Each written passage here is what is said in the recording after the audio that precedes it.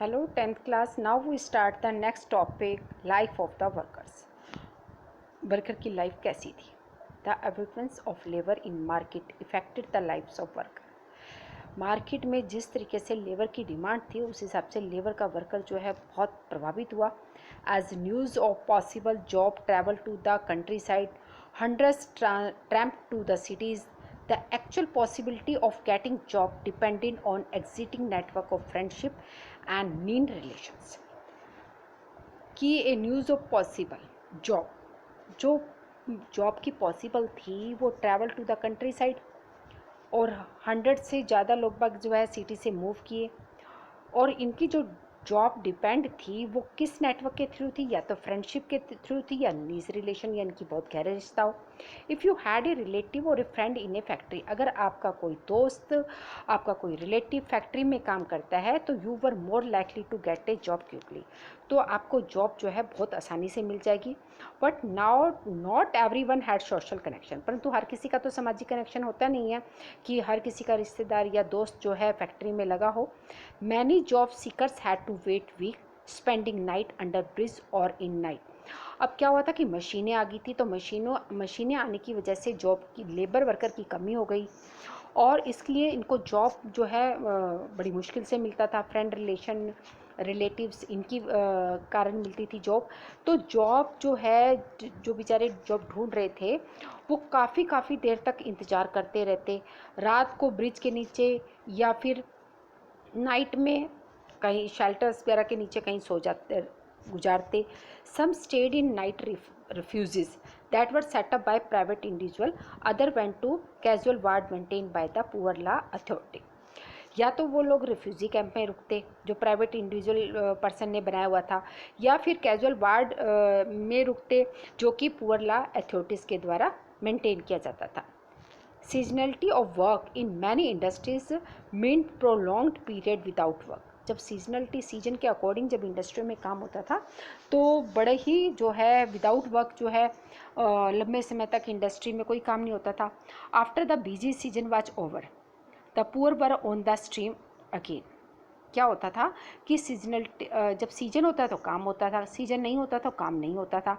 जब busy season है तो लेबर जो है काम में लगा हुआ है, जैसे ही सीजन ओवर होता तो पुअर लोग बाग फिर दोबारे सड़कों पर आ जाते, इनकी उन्हें काम से हटा दिया जाता था.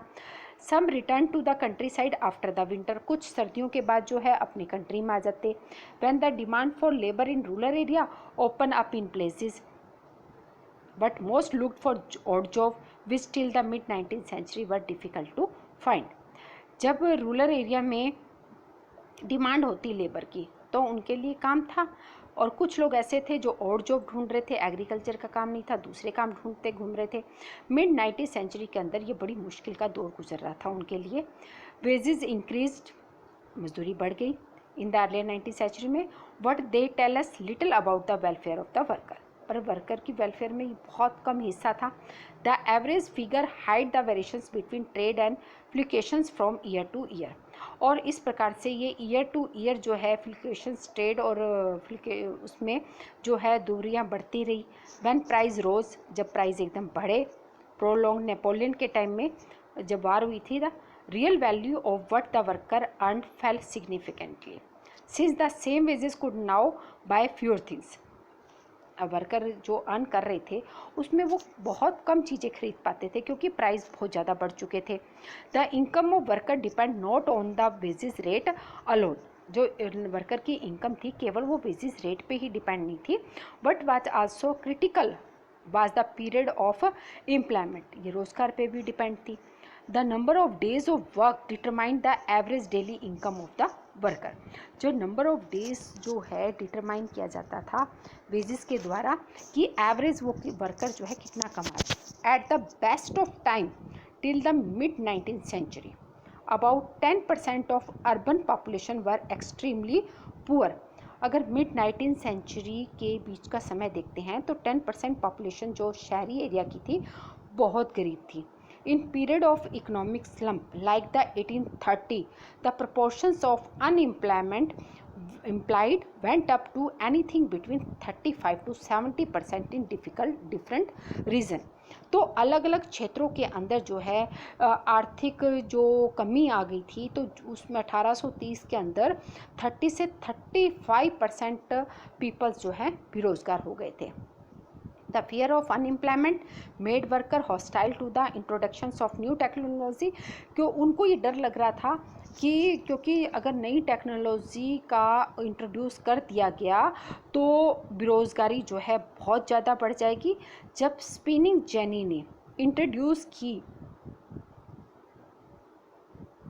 The woollen industry, women's who survived on hand spinning began attacking the new machines. पहले वुमेन जो है हाथ से स्पिनिंग करती थी, अब मशीन आ चुकी थी, तो उससे जो है ये अटैक किन पे हुआ, उन वुमेन्स पे हुआ। This conflict over the introductions of jenny continued for a long time।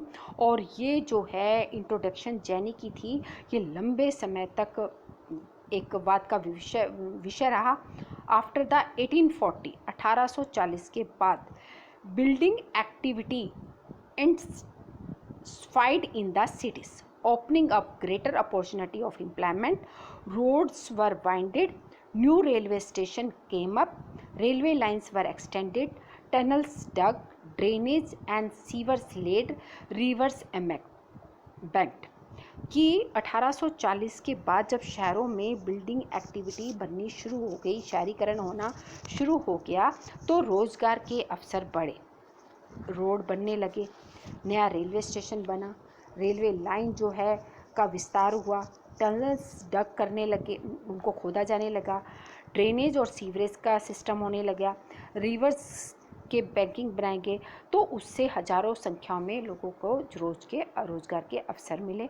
Numbers of worker employed in the transport industry doubled in 1840। तो 1840 में जो वर्कर काम कर रहे थे उससे डबल जो है वर्कर रोजगार में लगे, and double again in the subsequent 30 और 30 साल के अंदर ये संख्या जो है और ज़्यादा बढ़ गई। ये थी लाइफ ऑफ द वर्कर। अब बात करेंगे industrialisation in the colonies. Let us now move to India. वापस हम भारत की तरफ मूव करते हैं। How a colony industrialise. Again we look the factory industry, इनको देखेंगे। नॉन मशीनाइज सेक्टर, जिसमें मशीन नहीं लगी थी। तो सबसे पहले हम करेंगे the age of Indian textile. Indian textile की क्या एज थी, कब शुरू हुई, किस हिसाब से चली। Before the age of machine industry, मशीनें आने से पहले के टाइम में silk and cotton goods from India dominate the international market in textile. अगर हम नेशनल मार्केट के अंदर टेक्सटाइल की बात करते हैं तो सिल्क और कॉटन जो है भारत से प्रोड्यूस किया जाता था। Cottons were produce in many country, बहुत सारी कंट्री में ये जो है कॉटन प्रोड्यूस किया जाता था। But the फाइनर variety often came from India, परंतु जो फाइन यानी कि अच्छी क्वालिटी की जो कॉटन थी वो भारत से ही आती थी। American and Persian merchant took the goods from Punjab to Afghanistan, eastern Persia and central Asia. तो अमेरिकन और पेरिसियन जो थे वो क्या करते थे, पंजाब से सामान लेते और उसको अफगानिस्तान, ईस्टर्न पेरिसिया और सेंट्रल एशिया में लेके जाते। As vibrant sea trade operated wheels of fine textiles were carried on camelback by the northwest frontier। ऊँटों की पीठ पर लाद के लेके जाया जाता था सामान। Mountain passes and across desert area के अंदर। ए वाइब्रेंट सी ट्रेड, सी के द्वारा जो ट्रेड हो रहा था, operated through the main pre colonial ports. Surat on the Gujarat coast connected India to the Gulf and Red Sea port. जो सूरत, गुजरात का जो सूरत है, यहाँ से Surat on the Gujarat coast किससे कनेक्टेड था, India to Gulf and Red Sea port से। Masulipatnam on the Coromandel coast और हुगली इन बंगाल, ये लिंक थे साउथर्न ईस्ट एशियन पोर्ट से। A variety of Indian merchant and bankers were involve in this network of export trade. ये जो cotton और silk जो है एक्सपोर्ट किया जाता था, इसमें हमारे भारतीय व्यापारी और बैंकर्स जो है इन्वॉल्व थे। किस किस काम के लिए, फाइनेंसिंग के लिए, कैरिंग गुड्स के लिए, supplying exporters, supplying merchant link the port town to the island region. जो सप्लाई मर्चेंट थे, जो सप्लाई करते थे सामान, वो पोर्ट टाउन से लेकर आइलैंड रीजन तक लिंक थे। They gave advance to weavers, वो वीवर्स को एडवांस देते थे। वूलन क्लॉथ को वीविंग के लिए विलेजेस में देते, फिर उसके बाद उनको कैरिड करते पोर्ट तक, फिर पोर्ट से बिग शिपर और फिर एक्सपोर्ट मशीन हेड ब्रोकर को देते, और हु नेगोशिएट द प्राइस, जो प्राइस डिसाइड करता और सामान को खरीदता सप्लायर से। इस तरीके से ये प्रोसेसिंग चल रही थी। By the 1750 this network control by Indian merchant was breaking down. 1750 के अंदर जो भारतीय व्यापारी इसको कंट्रोल कर रहे थे, इस नेटवर्क को, उसको तोड़ दिया गया।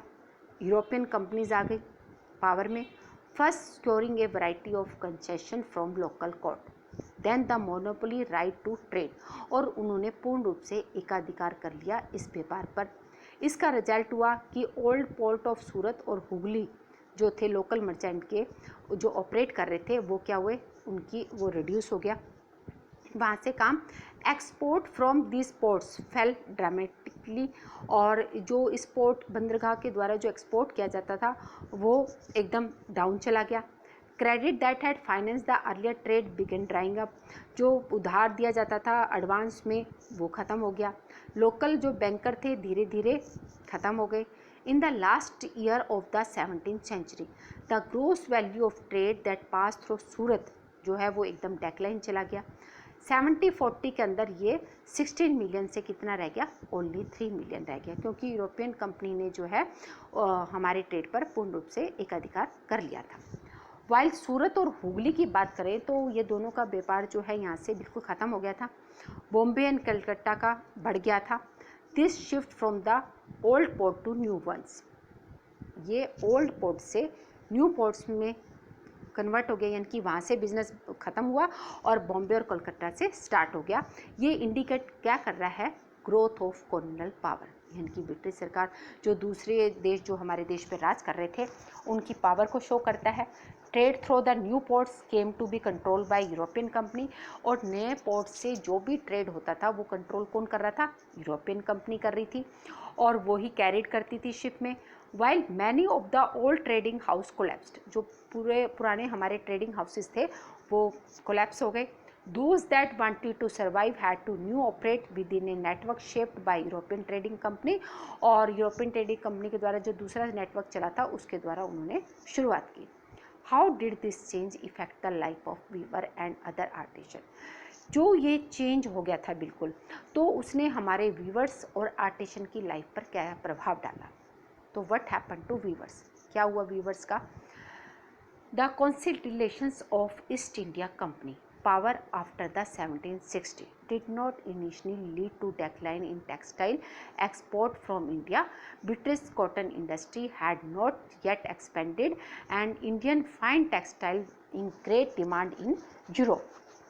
जब ईस्ट इंडिया कंपनी पावर में आ गई तो उसने क्या किया कि हमारा जो एक्सपोर्ट हो रहा था वो धीरे धीरे हमारा एक्सपोर्ट कम हो गया था।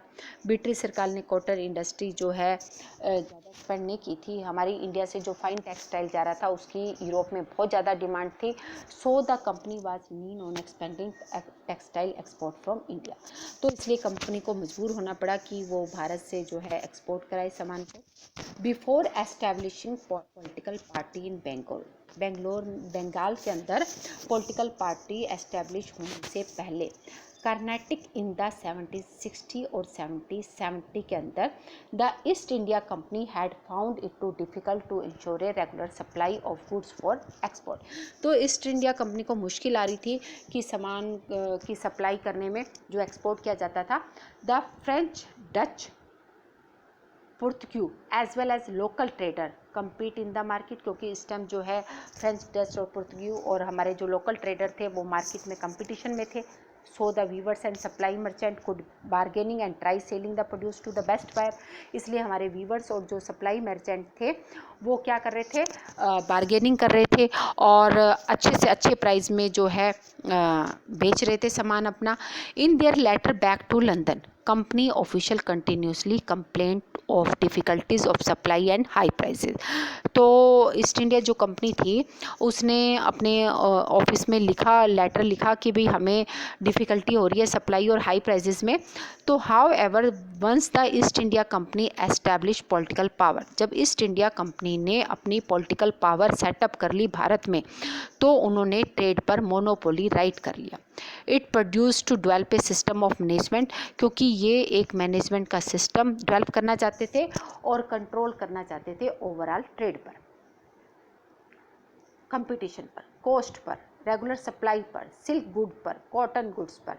This is did through a series of step. ये एक उस हमारे उसको बंद करने का एक स्टेप था, कदम उठाया था उन्होंने। पहला कदम क्या था, क्या स्टेप उठाए थे उन्होंने? फर्स्ट था the company try to eliminate the existing trader and broker connected with the cloth trade and establish a more direct control over the weavers. सबसे पहले तो वो क्या करना चाहते थे कि जो भी ट्रेडर और ब्रोकर काम में लगे हुए हैं क्लॉथ ट्रेड में, सबसे पहले तो उनको हटाया जाए और वीवर्स पर जो है प्रत्यक्ष रूप से पूर्ण नियंत्रण किया जाए। It appoint a paid servant. उन्होंने क्या करा कि कुछ सर्वेंट रख लिए जिनको वो पेमेंट करते थे, जिसको हम गोमास्ता के नाम से जानते हैं, जो वीवर्स का सुपरविज़न करते थे, उनसे सप्लाई कलेक्ट करते थे और क्वालिटी ऑफ क्लॉथ को चेक करते थे। पहला कदम इन्होंने ये उठाया, और जितने भी ट्रेडर्स थे और ब्रोकर थे उनको हटा दिया। फिर सेकंड उन्होंने क्या किया, इट प्रिवेंट कंपनी वीवर्स। उन्होंने कंपनी के जो वीवर्स थे उनको प्रेफरेंस देनी शुरू कर दी, उनकी सुरक्षा करनी शुरू कर दी with others buyer. One of doing this was thought the system of advance. तो उन्होंने क्या करना शुरू कर दिया कि वो वीवर्स उनके ही कंट्रोल में रहे, तो उन वीवर्स को उन्होंने एडवांस में पैसा देना शुरू कर दिया ताकि कोई दूसरा आके उनको पैसा ना दे सके। Once an order was place, जब एक बार ऑर्डर पास हो जाता था, the weavers were given loan to purchase the raw material for their production. तो वीवर्स को लोन दिया जाता था ताकि वो रॉ मटेरियल परचेज कर पाए प्रोडक्शन के लिए। Those who took loan had to hand over the cloth they produce to gomastha. और जैसे ही उनको लोन मिलता था, काम क्लॉथ बन के तैयार होता था और वो प्रोड्यूस किसको करते थे? गोमास्ता को, जो पेड सर्वेंट थे। They could not take it to any other trader, ताकि कोई दूसरा ट्रेडर आके उनसे वो सामान ना खरीद सके। यानी कि उन्होंने वीवर्स पे कंट्रोल के लिए मतलब अपने आप को पूर्ण रूप से उन पे कंट्रोल करने के लिए उन्होंने पहले वाले जितने भी ट्रेडर और ब्रोकर थे उनको सबको एलिमिनेट कर दिया। उसके बाद उन्होंने अपने अपने गोमास्ता रख दिए, यानी कि पेड सर्वेंट रख दिए, वो उन वीवर्स को कंट्रोल करते थे। एज लोन फॉलोड इन, जब लोन दे दिया जाता था, demand for fine textile expanded हो गए। वीवर्स एग्ली टुक द एडवांस, उनको मजबूर होना एडवांस लेना पड़ता था ज़्यादा पैसा कमाने के लिए।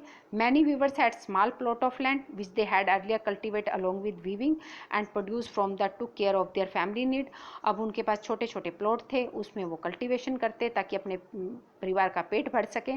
Now they had to lease out to the land and devote all their time to weaving. अब उन्होंने क्या करा कि अब उन्हें एडवांस दे दिया जाता था ताकि वो क्लॉथ बना सके। तो अब उन्होंने क्या करा, अपनी ज़मीन लीज पर देनी शुरू कर दी ताकि वो पूरा टाइम वीविंग पे लगा सके। और वीविंग के लिए उन्हें लेबर की ज़रूरत पड़ती थी, इनके अपने फैमिली मेम्बर्स भी जो है डिफरेंट जो प्रोसेस होती थी कपड़ा बनाने की, उसमें बच्चे, उसकी औरत और वो पूरा परिवार जो है उस काम में लग जाता। Soon, however, in many weaving villages, there were report of clashes between weavers and gomasta. Earlier, supply merchant had very often lived within the weaving village, had a close relationship with the weavers, looking after their needs and helping them in time of crisis. तो गोमास्ता जो है उनके गांव के बीच में ही वहीं रहने लगे, वो वीवर्स के साथ कनेक्शन रखते, वीवर्स को किस चीज़ की ज़रूरत है उसी के हिसाब से उनके साथ उनका क्लोज रिलेशन हो गया था। उनको क्या चाहिए, क्या हेल्प की ज़रूरत है, क्या उनकी ज़रूरतें हैं, वो लोग उनकी पूरी करने लगे। तो नए न्यू गोमास जो आए थे outsider with no long term social link with the village, जो नए थे उनका कोई भी विलेज से सोशल लिंक नहीं था। दे एक्टेड अग्रोनिटी marched into village with sepoy and peons and punish weavers for delay in supply often beating and for giving that. Sepoy money क्या होता है? This is how the British pronounce the word spinning. Meaning Indian soldier in the service of the British. अब उन्होंने जो new गुमास्ता थे उनका कोई link नहीं था विलेज के साथ। वो क्या करते थे कि ब्रिटिश सरकार ने वहाँ सैनिक लगा दिए, सैनिकों की ड्यूटी लगा दी, पीएन्स लगा दिए, जो कि टाइमली वीवर्स से सामान लेते थे। अगर वीवर्स किसी प्रकार की कोई भी डिले करता तो वो उनको मारते पीटते, पनिशमेंट मतलब सजाएं देते थे। The weavers lost the space to bargaining for price, sell to different buyer. अब वीवर जो है किसी प्रकार की जैसे पहले वो बार्गेनिंग करते थे, हाई प्राइस लेते थे, अब वो ऐसा नहीं कर पा रहे थे। The price they received from the company was miserable low and loan they had accepted tied them to the company। अब कंपनी से लोन तो उनको हाई रेट पे मिलता था, परंतु जब वो सामान बेचते थे तो कंपनी लो प्राइस पर उनसे खरीदती थी ज़बरदस्ती, ताकि वो दूसरे किसी बायर्स को ना दे सके। इन मैनी प्लेस, कई प्लेसेस में तो क्या हुआ, कर्नाटक एंड बंगाल की बात करते हैं, कर्नाटका जिसको कहा जाता है, कर्नाटक एंड बंगाल की बात करते हैं तो Weaver deserts villages and migrated, setting up loom in other villages where they had some family relation। अब क्या हुआ कि वीवर्स जो हैं, कुछ वीवर्स माइग्रेट कर गए अपने साथ वाले विलेज में जहाँ उनके फैमिली रिलेशन थे। Weavers along with the village trader revolted opposing the company and its official. और ये वीवर जो है सब विरुद्ध हो गए इन लोगों के।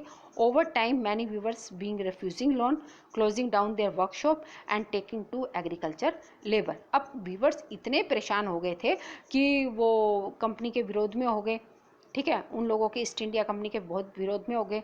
उन्होंने क्रांति जो है उन लोगों के बीच में आ गई, यानी कि आंदोलन करने को मन किया। और उन्होंने क्या किया कि उनके लोन लेने से मना कर दिया कि हमें आपका लोन नहीं चाहिए, हम आपके लिए काम नहीं करेंगे। उन्होंने अपनी वर्कशॉप क्लोज कर दी और एग्रीकल्चर लेबर का काम करना शुरू कर दिया। By the turn of 19th century cotton weavers faced a new set of problem. अब वीवर्स के सामने प्रॉब्लम तो आएगी कि पहले वो जो बेचारे अपना काम करते थे, कुछ सरप्लस गेन कर लेते थे, अब जो है वो कर्जदाता बनते जा रहे थे और जो ईस्ट इंडिया कंपनी थे उनके पूरे कंट्रोल में हो गए, तो उनको न्यू सेटअप करने में काफ़ी मुश्किलों का सामना करना पड़ा। तो इस तरीके से जब फैक्ट्री इंडस्ट्री सेटअप हुई तो वर्कर की लाइफ कैसी थी। उसके बाद जब कॉलोनियल जब ब्रिटिश सरकार ने दूसरे जगह पे अपना कंट्रोल अदर कंट्रीज़ पे कंट्रोल करना शुरू कर दिया, तब क्या हालत हुई वर्कर्स की। और जब भारत में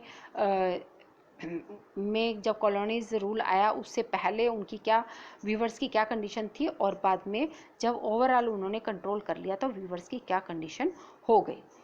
तो आप लोगों ने इस टॉपिक को पहले ध्यान से सुनना है और फिर इससे रिलेटेड नोट्स जो है अपने रजिस्टर में नोट करने हैं।